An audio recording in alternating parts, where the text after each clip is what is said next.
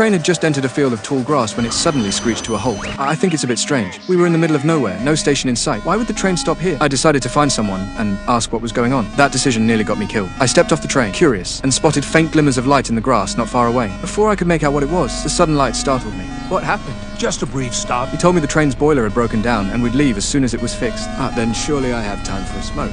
Yes? The conductor warned me not to wander off. When the train was ready, he'd call for me to board, but only twice. After that, they'd leave without me. There seemed to be something ominous in his words, but I brushed it off. All I wanted was to light a cigarette. The lights in the grass suddenly started moving, drawing me in like they had some kind of hold on me. Before I knew it, I was walking into the tall grass. I had time to kill anyway. What's the harm in checking it out? I pushed through the tall grass, almost reaching where the lights were coming from, when they suddenly went out. The strange occurrence didn't kill my curiosity. If anything, it made me want to investigate even more. Just as I was about to go deeper, I heard the conductor calling for passengers to board. I had no choice but to turn back. But then something rustled nearby, and a strange figure darted past. Fear hit me. I immediately turned to leave. But I hadn't gone far when I realized something terrifying. The tall grass blocked my view completely. I couldn't tell which direction the train was in. All I could do was jump up and shout. No response. Hello?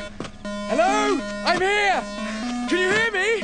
My panic grew. The conductor's voice came from the opposite direction. I knew this was my final warning. If I didn't get back now, I'd be stranded. But no matter how hard I ran, I couldn't escape this field of grass. I was completely lost. In my panic, I heard a terrifying sound behind me. Pushing aside the glowing grass in front of me, I watched in horror as a ghastly pale creature with a luminescent body emerged from the ground. Even worse, there was more than one. Multiple creatures started rising up. Terror brought me to my knees, and I started crawling. But the creatures weren't about to let me go. I ran for my life and finally made it out of the grass, only to tumble headfirst into a pit. My glasses went flying. By the time I found my glasses, another creature burst out of the ground right in front of me. The others were closing in too. I clawed my way toward the edge, but the creature that just appeared grabbed my leg. I grabbed a stick lying nearby and knocked the creature away, then kicked another one off. I barely managed to scramble out of the pit. I ran like hell, praying for just one more chance. My prayers were answered. Through a gap in the grass, I finally spotted the train's lights. But the train had already started moving. I ran toward it, only to be tackled by one of the creatures. The creature opened its jaws to bite, but another one knocked it away. They started fighting each other. I thought about making a run for it, but there were too many of them. This was it. I was done for. Just when all hope seemed lost, a miracle happened.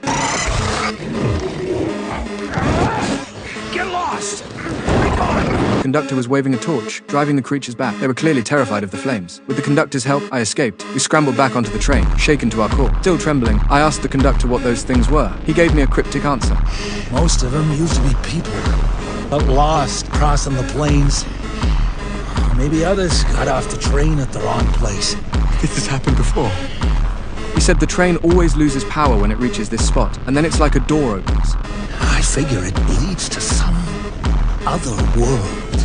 I looked at him, not quite understanding. He warned me not to tell anyone about this. Even if I did, no one would believe me anyway. I sat there in a daze, breathing hard, watching